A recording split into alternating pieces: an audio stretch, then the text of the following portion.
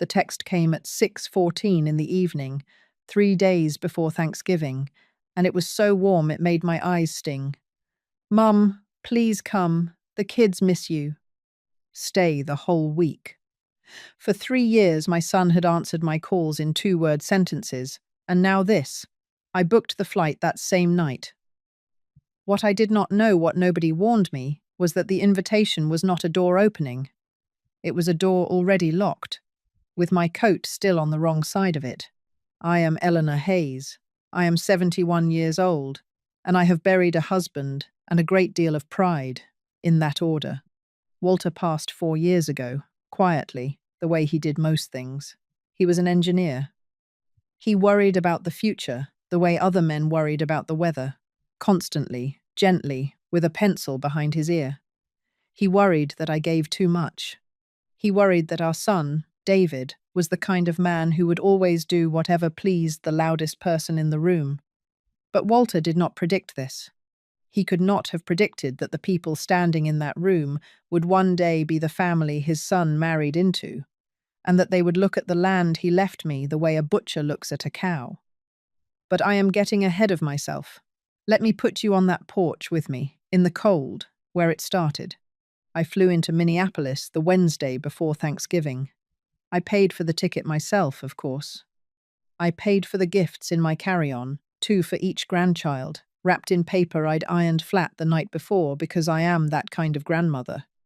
I had even mailed a box ahead of me, 2 pumpkin pies frozen in dry ice, a tin of the spiced pecans David loved as a boy, and a small hand-knit blanket for Lucy, who was 9 and still let me call her my girl. I texted David from the gate. "Wheels up! See my babies soon." He sent back a thumbs up. That thumb was the last thing I would hear from him for almost 5 hours. The plane landed at 4:40. The sky was already going grey and mean the way northern skies do in late November, and I stood at the bottom of the escalator in baggage claim with my coat over my arm, watching for David's face in the crowd. He wasn't there. That was all right, I told myself. Traffic. I texted him. "Landed. I'm by Carousel 6. Nothing." I called. It rang 4 times and went to voicemail. I called Whitney, my daughter-in-law, and hers didn't ring at all, straight to a recording, the phone off, or the call refused. I couldn't tell which. By 5:30, the carousel had stopped turning. The other passengers had all been gathered up by people who were happy to see them. I was the last one standing there, holding a coat I hadn't put on yet, because somehow putting it on would have meant admitting no one was coming. So here is the first thing I want you to wonder, the same thing I wondered, standing there under those flickering airport lights. They begged me to come. They said the children missed me. So where was everyone? I did what I have always done. I solved the small problem in front of me and saved the big one for later. I ordered a rideshare to their house in the suburbs. $41, I remember. Because I notice numbers, it's a habit Walter gave me. The driver was a kind young man named Omar who asked if I was visiting for the holiday. And I said, yes, my son's family. And he said that was beautiful, and I agreed that it was. And I looked out the window so he wouldn't see my face. David and Whitney lived in one of those new neighborhoods where every house is the color of oatmeal, and the trees are still young enough to need stakes. I knew the house. I'd visited twice before, back when Walter was alive, and the welcome was real. Omar pulled into the driveway, and I thanked him, and he drove off, and only then, standing on the curb with my suitcase, did the silence really reach me. The house was dark, not one window lit. The driveway was empty, no minivan, no David's truck. The porch light wasn't even on, and it was the kind of cold that gets into the joints of your hands within a minute. I rang the bell. I heard it chime inside, a hollow sound, the sound a house makes when it knows it's empty. I knocked. I waited. I knocked again. Harder. The way you do when you've stopped believing it will work, but your hand won't quit. There was a spot by the back step where they kept a spare key, under a flat grey stone shaped like a turtle. Lucy had painted eyes on it 2 summers ago. I went around in the cold, my breath smoking, and I lifted the turtle, and there was nothing under it but a dent in the dirt where the key used to be. They had moved it. Or taken it. Either way, the message was the same, even if I wasn't ready to read it yet. I sat down on the front step. I want to tell you I marched off and demanded answers, but that is not who I am, and it is not what works. I sat. I pulled my coat on at last, and I waited, and I counted, because counting keeps the panic in its cage. I sat on that cold, concrete step for 41 minutes before a porch light finally came on, not at David's house, but next door. A woman came across the dead lawn in a parka thrown over what looked like pajamas, holding a flashlight she didn't need yet. "Honey, are you all right? I saw you from the kitchen." She was maybe 60, round-faced and worried. "I think I might be at the wrong place," I said, though I knew I wasn't. "I'm David's mother, Eleanor. They asked me up for Thanksgiving." The woman's face did a thing I have learned to watch for. It folded, just slightly, the way a face folds when a person knows something unkind and is deciding how much of it to hand you. "Oh," she said. "Oh, honey. I'm Carol. I'm so sorry. They left this morning. Whole carload of them. David said they were going to Whitney's folks' place down in Rochester for the holiday. I helped them load the cooler." She paused. "Did they not tell you?" "No," I said. "No, they didn't." Now, you would think that would be the cruel part, and it was cruel. But the cruelty I could survive. What I couldn't yet see was why. Why fly an old woman across the country, mail her gifts, beg her to come, and then drive 2 hours in the other direction and leave the door locked behind you? People don't do a thing like that by accident. An accident leaves a key under the turtle. A plan takes the key away. Carol made me come inside her warm kitchen and put a mug of decaf in my hands. And while it steadied me, I took out my phone and did the thing I already dreaded. I opened Facebook. And there it was, posted 38 minutes earlier by a woman named Diane Patterson, Whitney's mother, a name I'd heard maybe twice in my life. A photo of a long dining table, candles lit. A turkey, already golden in the center of it. Though it was only the night before the holiday, a practice dinner, the caption called it. And around that table, David, carving, Whitney, laughing, my grandson Ben with his hair grown long, my Lucy in a dress I'd never seen, and at the head, a tan man in a sweater with his arms spread wide over the whole scene like he owned it. The caption read, "Everyone who matters, all under one roof. So thankful this year. Big things coming for this family. 300 likes already. Everyone who matters." I was 40 miles away, on a stranger's kitchen stool, and I was not in the photograph. I'll be honest with you. I felt the old hot thing rise up in my chest, the thing that wants to call and scream and demand. But I have learned that the hot thing has never once won me anything. It only ever told my enemies exactly where I was weak. So I let it rise, and I let it settle. And I thanked Carol, and I asked her to call me a car, and I went and found a hotel by the airport. I checked in, I hung up my ironed coat, and I sat on the edge of a stiff bed, and I took out the small notebook I have carried in my purse since Walter died. I write one line in it at the end of any day that tries to break me. That night, I wrote, "They built a table and called it Everyone. I will find out what they want before I let them know I'm not it." 'Cause that was the question now, wasn't it? Big things coming for this family. What big thing did they need an old woman flown in for, and then needed her gone for? David called at 9:40 that night. His voice came out of the phone, bright and easy, the voice of a man who has decided the floor is not on fire. "Mom!" "Hey, wait, did you come up?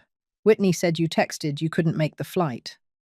"I'm at a hotel by the airport, David," I said. "I knocked on your door for a while." A pause. I could hear a television and a woman's laugh behind him, and the woman's laugh stopped, the way a laugh stops when someone makes a face at it. Okay, this is a whole mix-up, he said. Whitney handled the dates. I thought we were all clear that, look, it doesn't matter. Just come down to the Pattersons tomorrow, okay? It's a beautiful place. Big day. We've actually got some stuff we wanted to talk to you about, real exciting stuff, but it's better in person. There it was. Stuff we wanted to talk to you about. The reason, wearing a party hat. What stuff, David? In person, Mom. Trust me, you're gonna love it.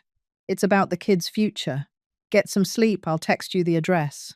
He hung up before I could answer, which is its own kind of answer. I sat with the phone in my lap, and I thought about Walter, who used to say that when a man tells you something is a surprise, it's because he's afraid of what you'll say if you see it coming. I did not sleep much, but I did not cry either. Somewhere between the airport and that hotel, the part of me that cries had gone quiet, and the part of me that adds had taken over. I drove a rental car to Rochester the next morning, Thanksgiving Day, because I wanted to see their faces when I walked in, and because I have never once gotten what I needed by staying away from the room. The Pattersons' house was big and new, and built to be photographed. Whitney opened the door in an apron she hadn't cooked in and said, "Eleanor, oh my gosh, we were so worried. What a crazy mix-up," and hugged me with her arms, but not her chest. The way you hug a coat you're about to hang up. Inside, it was warm and loud and smelled like sage. And my grandchildren ran to me, and that part, I will not lie, that part was real and good, and I held on to it. Ben was 12 and getting tall. Lucy buried her face in my coat. "Grandma, did you really sleep at the airport?" She whispered, and I said, "Just nearby, baby." And over her head I watched the adults arrange themselves. The tan man from the photo was Gerald Patterson, Whitney's father. He shook my hand with both of his and called me Eleanor, like we were old friends. Diane fussed and poured me wine. I didn't drink. David hovered. And after a meal where I was praised and toasted and seated in the good chair, a meal designed, I understand now, to soften me like butter left on a counter, Gerald said, "Eleanor, would you mind stepping into the study? Just the grown folks. We've got a little surprise." The grandchildren were sent to a basement with a movie, and on the desk in that study, waiting, was a folder. Here is where you lean in, the way I leaned in. Because everything before this was rudeness, and rudeness is survivable. What was in that folder was something else. Gerald slid it toward me and folded his hands. "We've been thinking a lot about legacy," he said, "about protecting what families build. Now, Eleanor, that lake parcel Walter left you, up in Crow Wing County, the 40 acres on the water." He smiled. "Beautiful piece of land. Just sitting there, doing nothing, costing you taxes every year. We think it's time the family put it to work." I kept my face very still. "It's not doing nothing, Gerald. It's where Walter and I were married. It's where we taught David to fish." Of course, he said, in the voice men use when they've already decided your sentiment is a problem to be managed. "But 40 acres of waterfront in this market. Eleanor, I have contacts. I have a developer who'd put a community out there. Docks, the whole thing. We're talking life-changing money for these grandkids." He tapped the folder. "Diane's brother is an estate attorney. He's drawn up a family trust. We move the land in. I manage it as trustee. We develop it the right way, and it all flows down to Ben and Lucy. You just sign here, and we take all the worry off your shoulders. It's a gift to you, really." I was still reading the first page when Whitney leaned across the desk, and the apron came off her voice entirely. "Eleanor, let's be honest with each other for once. You're 71. You live alone in the desert 2,000 miles from those kids. That land is going to sit there until you pass, and then it's going to be a mess of lawyers and taxes nobody asked for. We're handing you a clean way to actually do something for your grandchildren before it's too late. Most grandmothers would be grateful somebody finally made a plan." Before it's too late. She said it to my face, in front of my son, the way you'd point out an expiration date on milk. And David, looked at the floor. I opened the rest of the folder. I am slow with documents on purpose. I read every line while they watched, and I felt David watching hardest of all. Not at me, but at the carpet. The trust named Gerald Patterson as sole trustee with full power to sell, develop, mortgage, and encumber the property. It listed Ben and Lucy as beneficiaries. Yes, but a beneficiary who is 9 years old has no say over a man who can sell the land out from under her tomorrow. And there, on the second page, a line that turned my stomach colder than that porch had, a reference to a valuation report dated October. They had already had my land appraised. Last month, before the invitation was ever sent. So the warm text, 3 days ago the kids miss you, stay the whole week that was not the beginning of anything. The beginning had happened in October, on my land, with a stranger's tape measure, without my knowing. The dinner was not a welcome. It was the closing meeting of a sale I had not agreed to. I closed the folder. This is a lot to think about, I said gently. It's a generous idea. Let me take it home and read it properly. I owe Walter that much. Gerald's smile thinned. We were really hoping to get this moving before the new year, Eleanor. There's a timing thing with the developer. Then the developer can wait until an old widow reads her own paperwork, I said, and I said it kindly, and I smiled, and that smile cost me more than they will ever know. I'll take this with me. I picked up the folder. Whitney's mouth opened.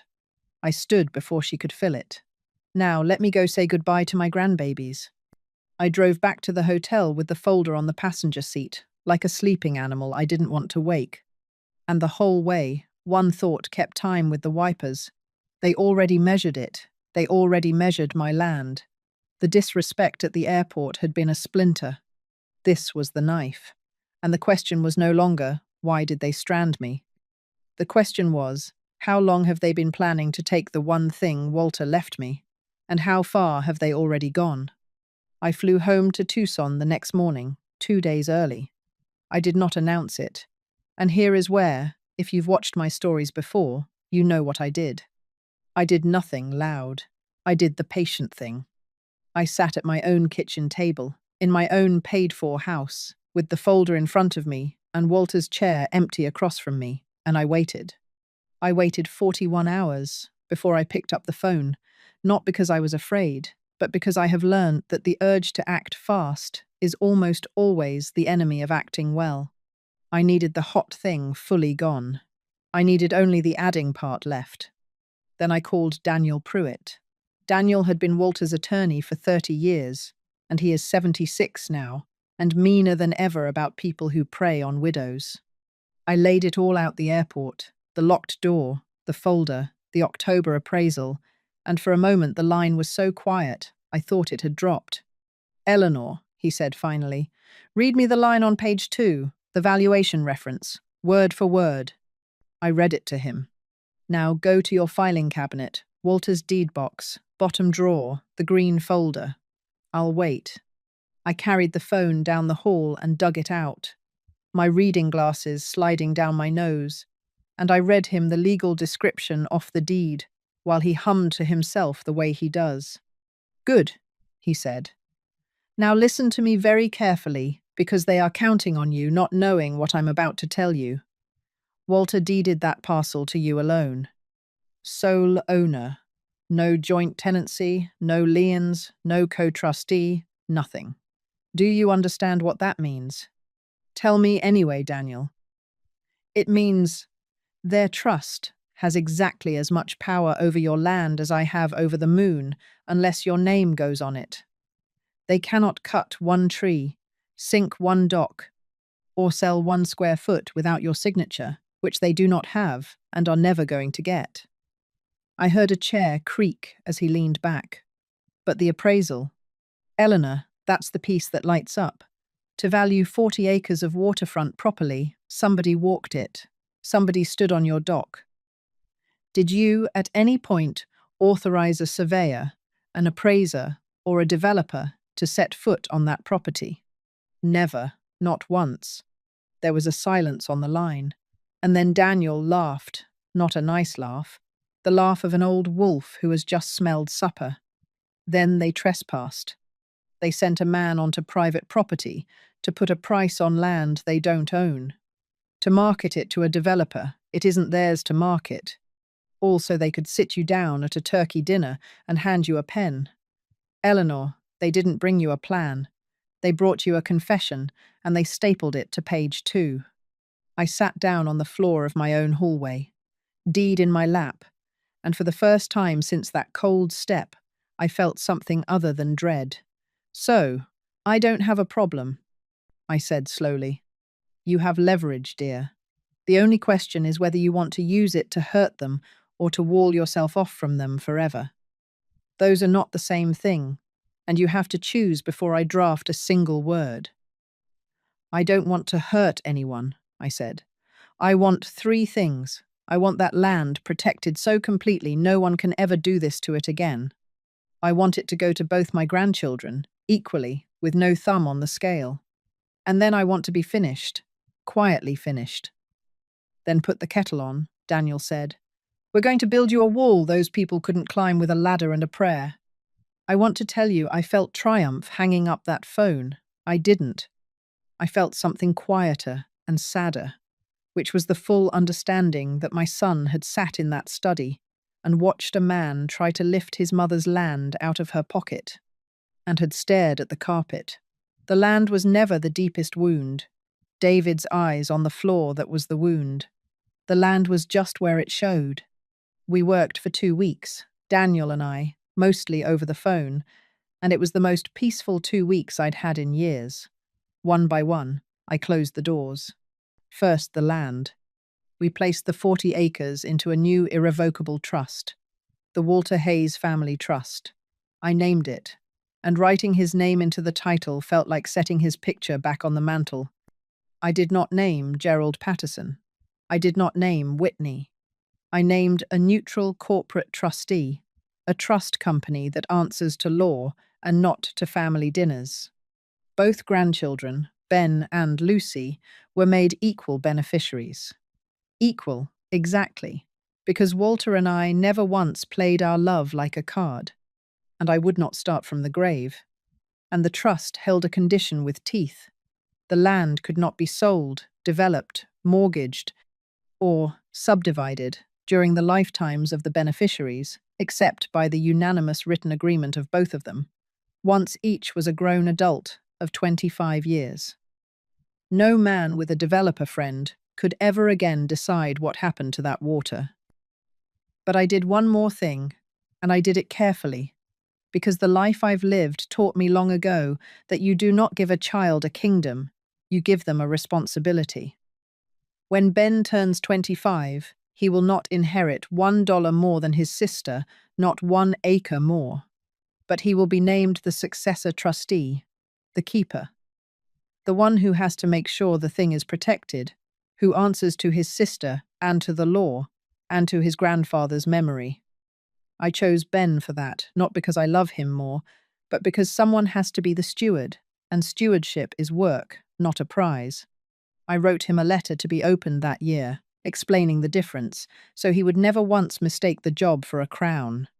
Then I closed the smaller doors, the ones I found while finally looking through my own life with clear eyes.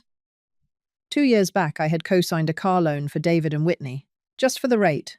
Mom, we'll refinance in 6 months. They never refinanced. My name was still on it, my credit still hostage to their payments. And my credit card, I discovered, was quietly attached to 2 streaming accounts and a wine club that arrived monthly at Whitney's door. I removed the card. The grandma utility was going offline. As for the car, I had Daniel put it in writing. And then, the wall finished, Daniel sent the letters that mattered.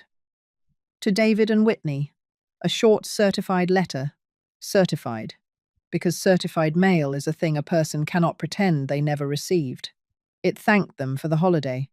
It declined, formally and finally, to participate in any trust drafted by the Patterson family. It informed them the lake parcel was now held in an irrevocable trust for the equal benefit of their children, beyond the reach of any party.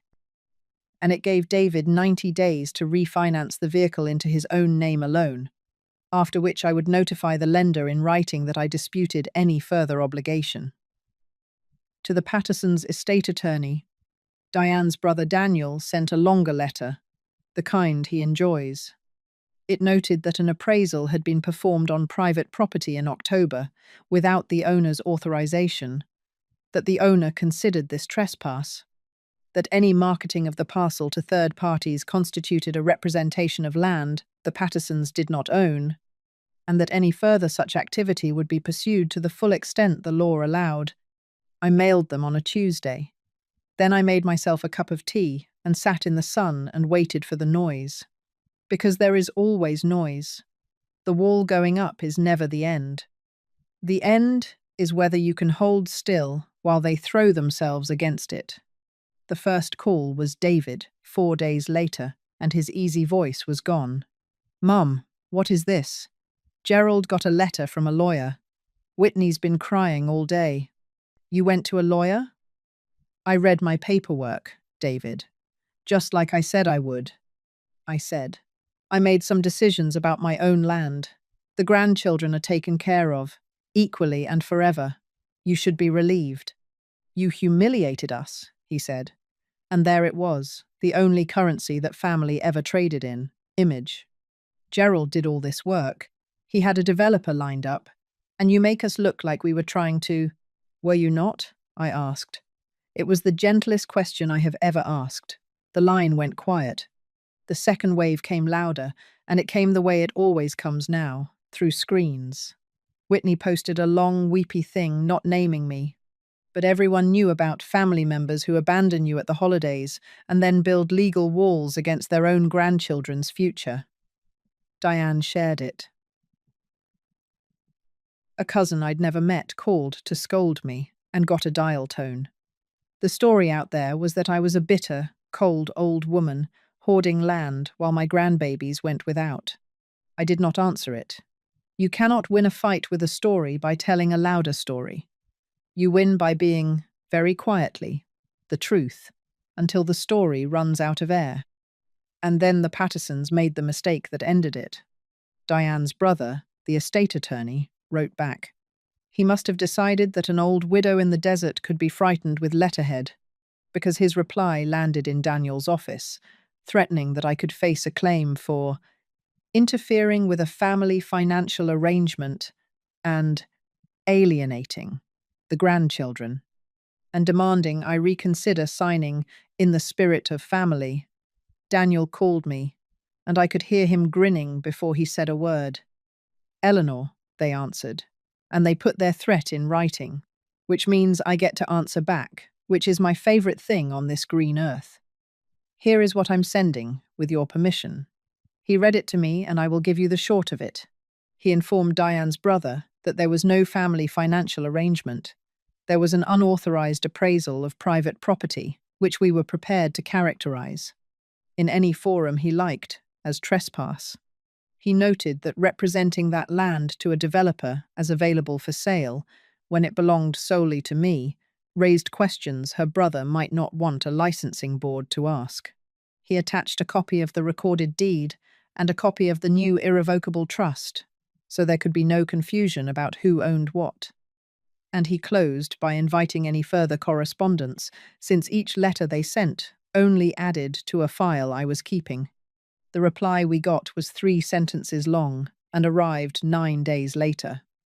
It withdrew the prior letter.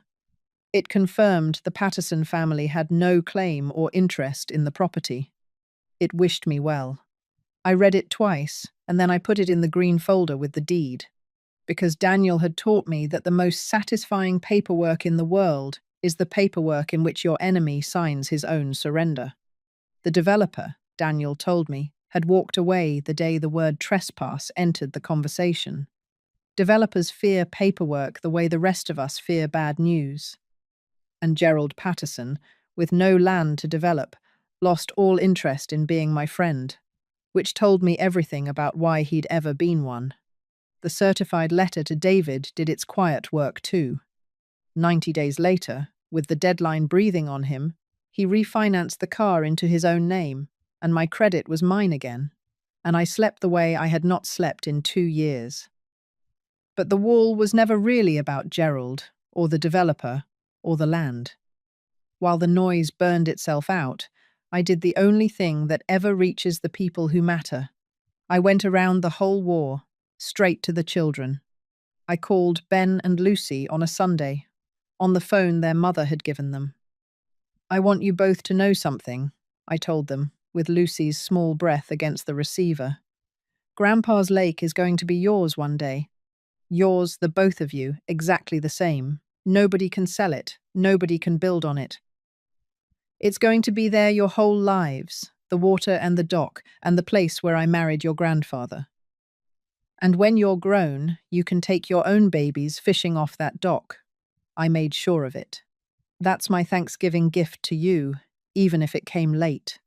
Lucy said, "Are you mad at Mommy?" And I said the truest thing I had. "No, baby. I'm not mad at anybody. I'm just taking care of what's mine to take care of. That's a grown-up's whole job." The noise went out the way fires do when there's nothing left to feed them. And then, in February, David came alone. He didn't call ahead. I saw the rental car pull into my Tucson driveway, and I watched him sit in it for a long moment before he came to the door, the same way I'd once sat on his porch in the cold. I let him in. I made coffee. We sat at my kitchen table, in my paid-for house, with Walter's empty chair between us. And for the first time in years, there was nothing on the table, no folder, no agenda, no surprise. "I keep thinking about you on that step," he finally said, looking at his hands the way he'd looked at the Pattersons' carpet. "Carol called Whitney's phone that night. Whitney saw it. She said it could wait." He swallowed. "I knew you were there, Mom. By the time we were at dinner, I knew, and I let it sit. I didn't fill the silence. I have learnt that silence, handed back to the person who used it on you, finally weighs what it should." Gerald made it sound so smart. He went on. "Whitney's whole family, there's always a bigger house, a better plan, somebody getting ahead." And I thought, the land's just sitting there, and we could finally. He stopped. I told myself it was for the kids. "Was it?" I asked, again gently. "It is the only weapon I keep sharp." "No," he said, and that one word was worth more to me than the 40 acres. It was so I'd look like a man who provided. To them, I used your land to buy a feeling.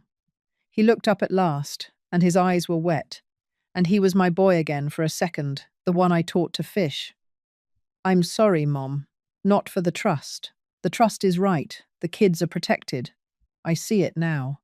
I'm sorry I let you sit on that step." I reached across Walter's empty place and put my hand over my son's hand. "I forgive you," I said, and I meant it, because forgiveness is not a door you have to leave open for everyone to walk back through. But the wall stays up. The land stays in the trust. You are always welcome at my table. Gerald's plans are not, and I will never again be flown somewhere to be softened first. Do you understand the difference?" He nodded. "I do." He stayed 2 days. He didn't ask for anything. Whitney did not come and did not call, and that is its own kind of answer, and I have made my peace with it. The grandchildren write me now, real letters, because I asked them to, because a child who learns to write to her grandmother is a child who will not lose her. Lucy draws the lake at the top of every one. The next Thanksgiving, I did not fly anywhere. I drove up to the lake, my lake, in its trust, safe in the warm part of October before the cold came, and I opened the old cabin and aired it out, and sat on the dock where Walter proposed. And I was not lonely, because I was finally, completely, in possession of my own life. I had a neighbour up there, a widow named Ruth, who'd lost her husband the same year I lost mine, and we sat on that dock with coffee and didn't say much, and didn't have to.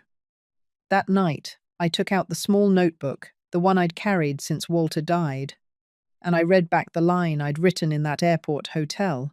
I will find out what they want before I let them know I'm not it. And I turned to a fresh page, and I wrote the line that closed the whole thing for me.